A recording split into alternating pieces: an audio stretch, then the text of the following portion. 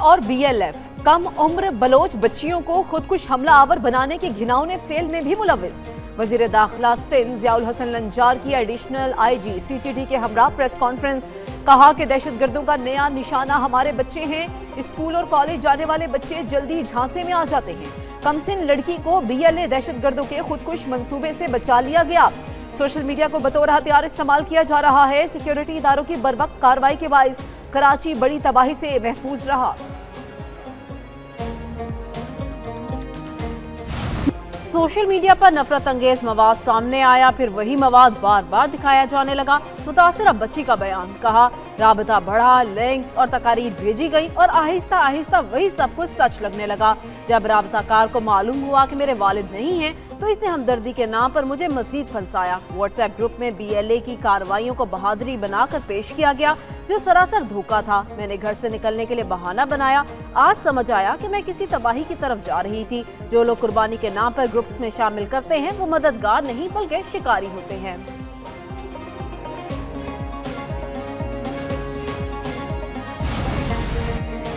कम उम्र बलोच बच्ची को खुदकुश हमलावर के तौर पर इस्तेमाल करने की कोशिश की गई। एडिशनल आईजी सीटीडी सिंध ने बताया कि 25 दिसंबर की हसास इंटेलिजेंस बेस्ड ऑपरेशन में कम उम्र बच्ची को बाहिफाजत तहवील में ले लिया गया।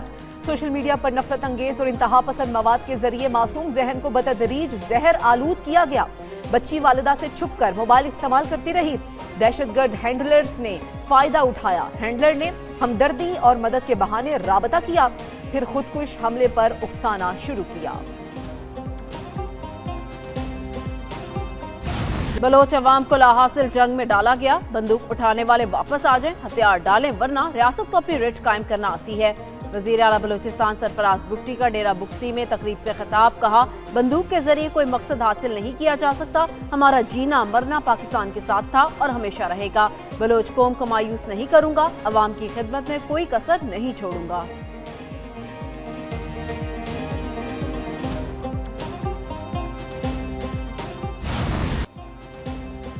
सिंध के शोबा में सिंध का किसी सूबे से नहीं दुनिया से मुकाबला है। 18वीं तरमीम के बाद सिंध ने शोबा सेहत को तरजीह दी है। Chairman Peoples Party Bilawal Bhutto का लाड़काना में कॉन्वोकेशन से खिताब, कहा कि पूरे पाकिस्तान में कोई भी अस्पताल गुम्बद का मुकाबला नहीं कर सकता। सिंध में दिल के अमराज का शिकार मरीजों का मुफ्त इलाज हो रहा है। नौजवान पाकिस्तान का मुस्तकबिल है। तालीम की अहमियत से इनकार नहीं किया जा सकता।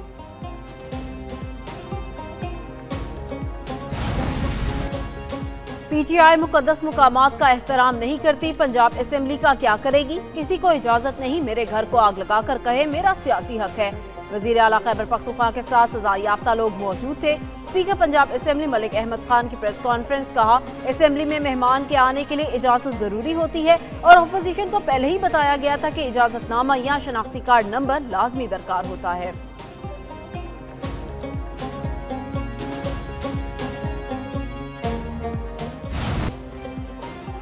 पाकिस्तान में बारिश और बर्फबारी के सिस्टम की एंट्री। खैबर पख्तूनख्वा, पंजाब और बलूचिस्तान समेत मुल्क के बेशतर शहरों में आज से बारिशों की पेशगोई। पंजाब के मुख्तलिफ इलाकों में बादल बरसेंगे। लाहौर, गुजरात, गुजरावाला, फैसलाबाद और दीगर इलाकों में बारिश मुतवक्के। कराची में मौसम सरमा की पहली बारिश कल होने का इम्कान। पहाड़ी इलाकों में बर्फबारी की पेशगोई। लैंडस्लाइडिंग के खतरे के बाइस अलर्ट जारी कर दिया गया।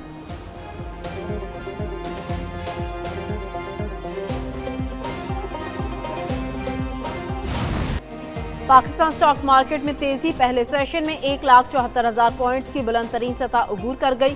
कारोबारी हफ्ते के पहले रोज स्टॉक एक्सचेंज में जबरदस्त तेजी। 2000 से ज्यादा पॉइंट्स का इजाफा। 100 इंडेक्स ने 1,74,000 की बुलंद तरीन सतह को छुआ।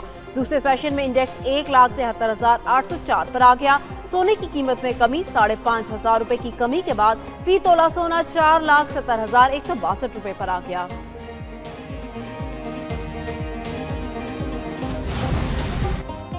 यूक्रेन और रूस हमनो मुआहदे के बहुत करीब पहुंच गए। अमरीकी सदर डोनाल्ड ट्रंप की यूक्रेनी हम मनसब से 2 घंटे तवील मुलाकात। मुश्तरका प्रेस कॉन्फ्रेंस में अमरीकी सदर ट्रंप ने कहा एक या दो नुकात पर इत्तफाक बाकी रह गया है। ज़ेलेंस्की से मुलाकात से पहले प्यूटन से फोन पर बात की जो बहुत कामयाब रही। आज यूरोपीय रहनुमाओं से भी मुलाकात करूंगा।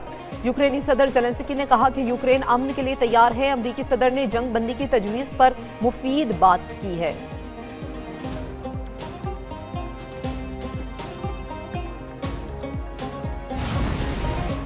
दलस्ती स्टेज 2 पनबिजली मंसूबे की मंजूरी सिंतास मुआहदे की खुली और संगीन खिलाफ वर्जी है। सेनेटर शहरी रहमान की भारत की जानिब से दरियाए चिनाब पर पनबिजली मंसूबे की शदीद मुजम्मत।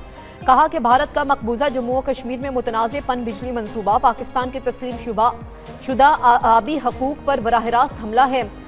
भारत पानी को बतौर हथियार इस्तेमाल करके जनूबी एशिया में कशीदगी और अदम इस्तेहकाम को हवा दे रहा है। सिंतास मुआहदा किसी एक मुल्क की सवाबदीद नहीं है, बल्कि आलमी जमानतों के तहत तयशुदा दस्तावेजात हैं।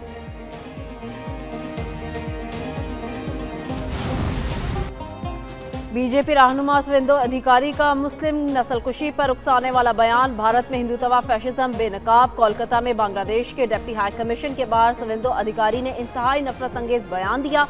बीजेपी के सुवेंदु अधिकारी ने कहा, जैसे इसराइल ने गाजा में कार्रवाई करके सबक सिखाया, वैसे ही भारत को भी इसी तर्ज पर कदम उठाना चाहिए। भारतीय जरीदे द हिंदू के मुताबिक तृणमूल कांग्रेस ने इसे बरहाना नफरत अंगेज तकरीर करार दिया और इसे इज्तिमाई कत्ल और नस्लकुशी की खुली कॉल करार दिया।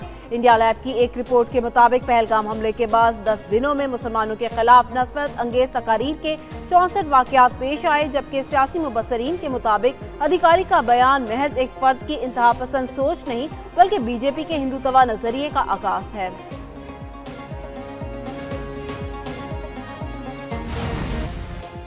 इस्लामाबाद में अवाम की सहूलत का एक और बड़ा मंसूबा रिकॉर्ड मुद्दत में मुकम्मल। शाहीन चौक अंडरपास को 31 दिसंबर तक ट्रैफिक के लिए खोल दिया जाएगा। वफाकी वजीर दाखिला मोहसिन नकवी का शाहीन चौक अंडरपास का दौरा, फिनिशिंग और कारपेंटिंग वर्क का मुआयना किया। चेयरमैन CDA ने मंसूबे के बारे में तफसीली ब्रीफिंग दी। वजीर दाखिला ने प्रोजेक्ट के इतराफ हॉर्टिकल्चर और लैंडस्केपिंग का जायजा भी लिया। मंसूबे के इतराफ मजीद पौधे लगाने की हिदायत। मोहसिन नकवी का कहना है, शाहीन चौक अंडरपास से ट्रैफिक का दरीना मसला मुस्तकिल तौर पर हल होगा। शहरियों को ट्रैफिक जैम से निजात मिलेगी।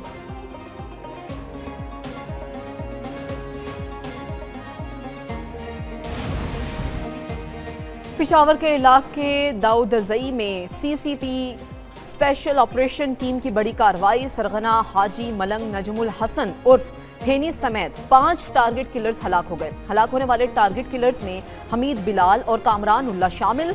पुलिस हुक्काम के मुताबिक मुलजिमान कांस्टेबल शहनशाह और कांस्टेबल शेर रहमान के कत्ल समेत मुख्तलिफ अजला में 30 टारगेट किलिंग्स में मुलव्विस थे।